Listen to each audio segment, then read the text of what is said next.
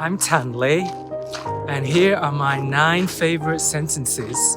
Actually, there are a little bit more than sentences. Let's say 9 favorite parts from one of my favorite books, Optimism by Helen Keller, originally published in 1903.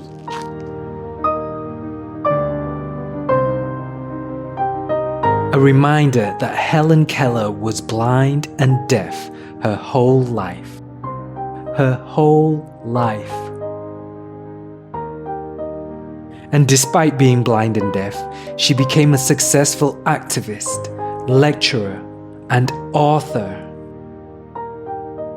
To me, she is an extremely valuable symbol of 19th century American optimism and perseverance. Someone that we should all remember to celebrate and take inspiration from.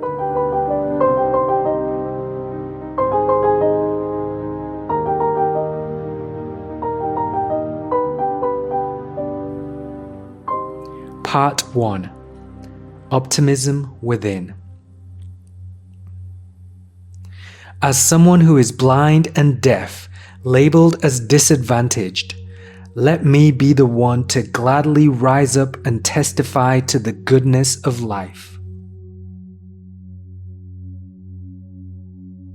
My optimism does not rest on the absence of evil, but on a glad belief in the predominance of good, and a willing effort always to cooperate with the good.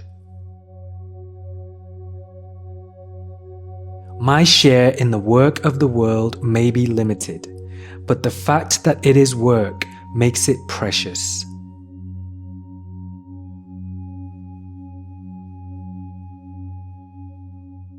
Part 2. Optimism Without. When I learned from Berkeley that your eyes receive an inverted image of things which your brain unconsciously corrects, I began to suspect that the eye is not a very reliable instrument after all.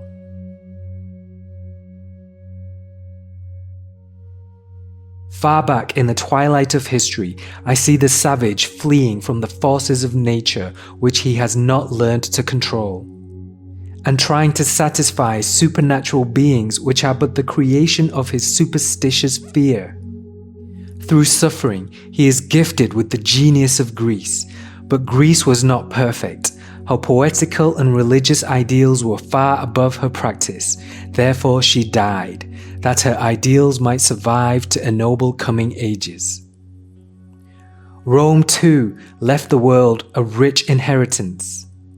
Through the vicissitudes of history, her laws and ordered government have stood a majestic object lesson for the ages.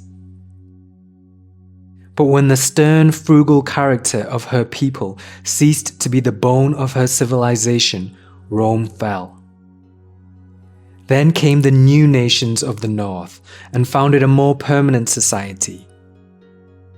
The base of Greek and Roman society was the slave. The base of the new society was the freeman who fought, tilled, judged, and grew from more to more. The story of man's slow ascent from savagery through barbarism and self-mastery to civilization is the embodiment of the spirit of optimism.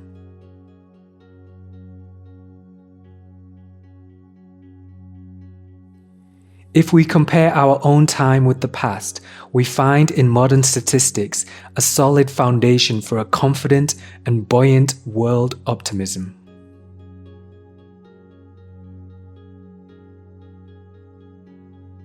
Part 3. Practicing Optimism. It is dangerous to propagate a pessimistic philosophy, one who believes that the pain in the world outweighs the joy, and expresses that unhappy conviction only adds to the pain. Since I consider it a duty to myself and to others to be happy, I escape a misery worse than any physical deprivation. If we have lost some of the heroic physical qualities of our ancestors, we have replaced them with a spiritual nobleness that calms anger and heals the wounds of the defeated. All the past attainments of man are ours, and more, his daydreams have become our clear realities.